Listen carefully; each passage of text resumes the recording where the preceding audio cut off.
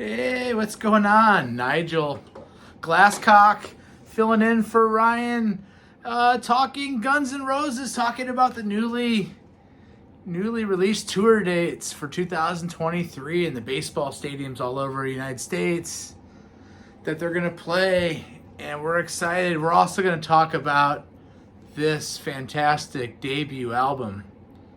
Is this the best debut album of all time, or is this the best? I'm not sure. One of the two. Van Halen, we talked about that, or Ryan talked about that last week. Check out these guys, the original band. We got Steven Adler on drums. We got Slash. We got Duff McKagan, Izzy Stradlin, and of course, Axl Rose. The original lineup. Appetite for Destruction, released in 1987. Back in 87, I was in a huge band called Nighthawk. And we used to play some of the same clubs in Los Angeles.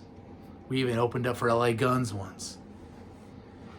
So let's go back to 1984. Izzy Stradlin is in a band called Hollywood Rose. His roommate is Tracy Guns. Tracy Guns is in a band called LA Guns, and they're looking for a new singer. And Izzy suggests his bandmate from Hollywood Rose, Axl Rose. Axl joins LA Guns for a few weeks, and he gets in a fight with the manager, and he gets booted out. And Axl calls up Izzy, says, let's go start our own band. We're going to call it Guns N' Roses. Let's bring along Slash, who is in Hollywood Rose also, as our guitar player. Let's pick up Duff McKagan a few weeks later, and let's round it out with Slash's childhood friend from Los Angeles, Steven Adler. By the way, I just got a trim. I got the Steven Adler cut today. They get in the studio. One of the first songs that they write is Don't Cry, which of course comes out on the Use Your Illusion records. This masterpiece comes out in 87. Let's go through it track by track. Of course, it starts out, here's the inside of it, by the way. It's a little messed up, huh? It starts off with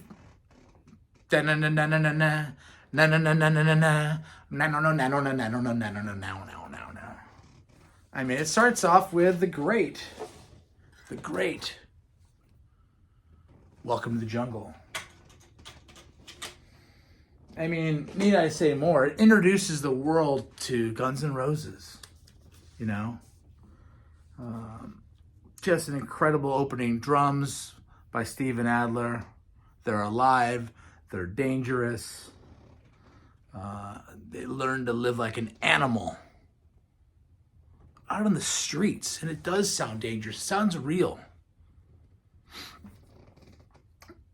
The next song is It's So Easy. It's so easy when everybody's trying to please me. Got more cowbell. There's cowbell in both the first two songs, which is interesting. Cars are crashing every night. We drink and drive, everything's in sight. And then it kind of slows down. It's so easy. Nothing seems to please me. It all fits so right. And then it says, see me hit you, you fall down. I mean, it's just a great song. It's one of their openers that they kind of do on their tours nowadays since they got back together 8 or 9 years ago with Duff and Slash. Night Train is the next song. Maybe it's my favorite song. I'm on a night train. I'm ready to crash and burn. I'll never learn. Just incredible. Let's see what my notes say here. Yes, I'm a mean machine and I'm drinking gasoline and baby, I can make your motor hum. It's just incredible. It's like a freight train. Axl is, loaded like a freight train, flying like an airplane, speeding like a space brain one more time tonight. Moving on to Out to Get Me. Just so good. Just so good. They try to push me in a corner just to get me to fight. Because I got something that's been building up inside for so freaking long. They're out to get me. But he's innocent. It's a very good song. Then number 5, the hit with Mr. Brownstone. We've been dancing. I get up around 7, get out of bed around 9. Get on the bus about 11, sipping a drink and feeling fine. We've been dancing with Mr. Brownstone. He's been knocking.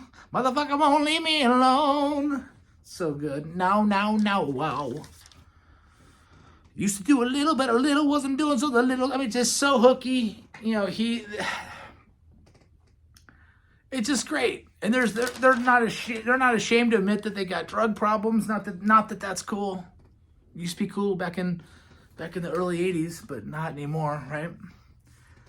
Paradise City. Remember that video? Dum dot, dum dot, and dum dot, dum dot. Where they're kind of warming up at the gig at the stadium. And then all of a sudden they blow the whistle. Down, take it down, take it down, take it down, down, take it down, take it down. Just living under the street now. My babe, not tough to beat. Now, every the case about something to eat. Tell you about another time. Boy, it's good. They just blow that whistle and all hell breaks loose. Yeah, but then they have the pop sensibility to so far away, so far away. Yeah, they're a metal band. And I dare to call them hair metal. They're really more than that. They were a real Aerosmith-like, I don't want to say Led Zeppelin-like, but they were a great American hard rock band. And yeah, they put some hairspray in their hair for some videos earlier in their career, but really they were legit. You know, Axl was not showing up to gigs. They were getting in a fight with security guards and cops and causing riots. You know, you're not posing at that point when you're literally a menace to society and you got multiple guys with drug problems that could have killed them. My Michelle, again, just eerie guitars. And you can hear Izzy Stradlin's sensibilities in that opening chords. I'm sure he had something to do with writing that. By the way, these songs are all credited to the band. I thought I remembered seeing that they had their own, you know, I wrote this, I wrote that. Now it appears that they just credit Guns N' Roses to the songwriting.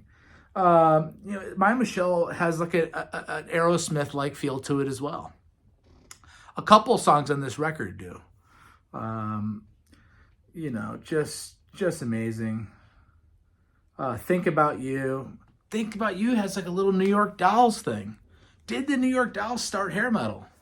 We're going to do a show. By the way, subscribe to Ryan's channel, Intersection Records. Just do it now or after this video, subscribe to the channel. I'm going to do some shows on it. Ryan's going to do some shows on it. I'm going to have a show called Hairway to Heaven by Nigel Glasscock. Hairway to Heaven, right? What do you think about that name? Let me know in the comments if you like Hairway to Heaven.